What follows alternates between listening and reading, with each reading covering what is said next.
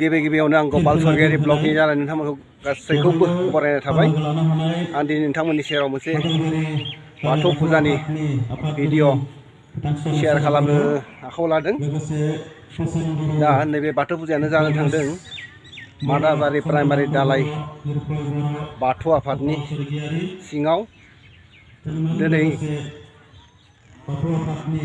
मंगलबार, मागोनि नैथि मंगलबार सान। बे नैथि मंगलबार सानावनो मादाबारि दालाय बाथौ आफादाबो खुङै खुङै 27थि बोसोरारि बाथौ फोरबोखौ फालिबोबाय।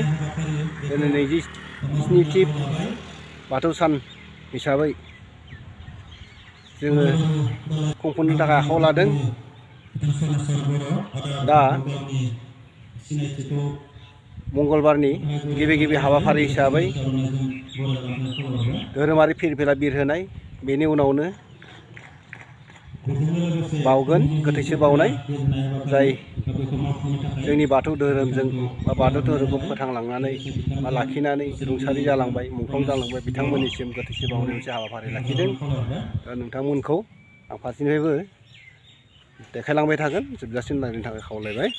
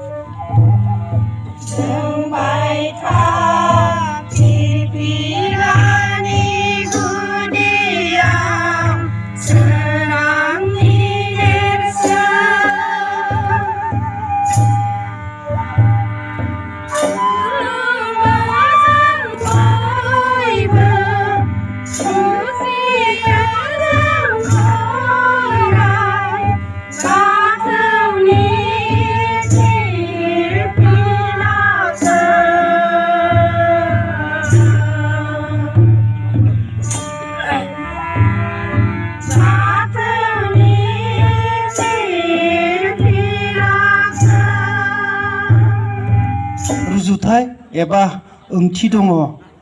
नैबे गिबियावनो आङो नैबे बाथौ फिरफिलानि मोनबा गाबनि रुजुथायखौ बेखेवना होग्रोनो सानदों। बेवहाय जुदि माबाफोर गोरोन्थिफोर जाफ्लांबायनो हागोन, बेनि थाखाय आं गासै रायजोनिसिम खर' गंग्लायनानै निमाहा बिग्रोनाय थाखाबाय। गिबियाव जोंना गोजौसिनथाराव दङ गोजा गाब। बे गोजा गाबखौ जों सान, अर एबा जोंथि बेजों रुजुनाय जाहैदों। बेनि नैथि गाबा जादों सोमखोर गाब। बे सोमखोर गाबखौ अख्रांजों रुजुनाय जाहैदों। थिग थामथि गाबा दङ गुफुर। बे गुफुर गाबखौ बारजों रुजुनाय जादों। आरो ब्रैथि गाबा दङ गोमो बोराइ गाब। बे गोमो बोराइ गाबखौ हाजों रुजुनाय जादों। बिब्दिनो बाथि नाम्बार बा गाहायथाराव दङ गोथां गाब। बे गोथां गाबखौ दैजों रुजुनाय जाहैदों। बेखिनियानो गाबनि रुजुथाया। बेनिफ्राय बे गाबनि ओंथिखौ मोनसे मोनसे फोरमायना होनो नागिरदों आङो। गोजा गाबनि ओंथिया जाहैदों गोहो, बोलो आरो सोरां। नैथि गाब जों सोमखोर गाबनि गुबै ओंथिया जादों गुवार, फैलाव, गेबें आरो खौसेथि। गुफुर गाबनि ओंथिया गोथार सैथो हां आरो जिउ थिग बिदिनो गोमो बोराइनि ओंथिया जाहैदों बावसोमनाय आरो सहायनाय बाथि नाम्बार लाइगां बे गाबनि ओंथिया जादों गोजोन सुदेम आरो गोसारनाय थिग बिदिनो नैबे जोंनि बाथौ फिरफिलानि गासै गुफुरनि अनगायै गासै गाबानो समान समान साबायखर थाबाय गावनि सिनायथिखौ लाखिनायनि थाखाय दा नैबे समाव जि गोथैसो बावनाय बेखौ मावफुंनो थाखाय खावलायहरबाय लोगोसे बिथांजों हेफाजाब होनो जोंनि बाथौ आफादनि मानगोनां आफादगिरि बिथांखौ खावलायहरबाय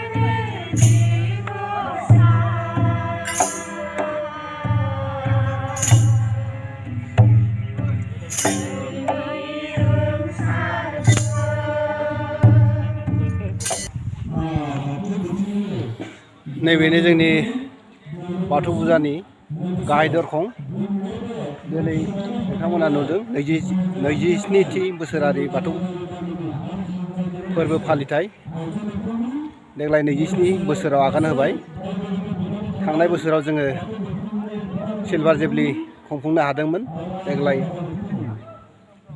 27थि बोसोराव आगान होबाय दा ओंखायनो नोंथांमोनखौ हानायखौ जेसेबां हायो आं नोंथांमोननो देखायनो नाजागोन दिनैनि मोनाबिलिनि प्रग्रामखौबो एसे देखायनो नाजागोन आरो बाथौ मन्दिर दङ दा गोथैसो बावनाय हाबाफारिया जानानै थांबाय बेनि उनावनो दंफां गायनाय मोनसे हाबाफारि सोलिगोन बेनि उनाव जोंहा बाथौसालियाव आर'ज गाबनाय बेनि उनावनो रायजोनि बावनाय थिनाय लानाय जायो दा नायलांबाय थादो नोंथांमोना माथाराबारि बाथौ आफादनि गासै मावख' थांमोन आरो लोगोसे खाथुला 27थि फुंगा बाथौ फोरबोनि दिनै आंखौ दंफां गायनाय बेलायाव होदोंमोन बे दंफां गायनाय बेलायाव आं गयखौनो गायनो मोनबाय गय गायनानै एसे गोजोननाय मोनदों आङो मानो होनबा आंनि जिबो जायो गुबुनाबो जाखायो ओंखायनो दंफां गायनाय बेलायाव आंनि दिनै जों गायबाय दा बाथौ फोरबोनि सोमोन्दै बावनाय थिनाय रेडि जाजोब्बाय दसे उनावनो जोंनि आर'ज हान्जा बिथांमोना आर'ज रोजाबसिगोन बा आफा बोराइ बाथौखौ हांख्राय हरसिगोन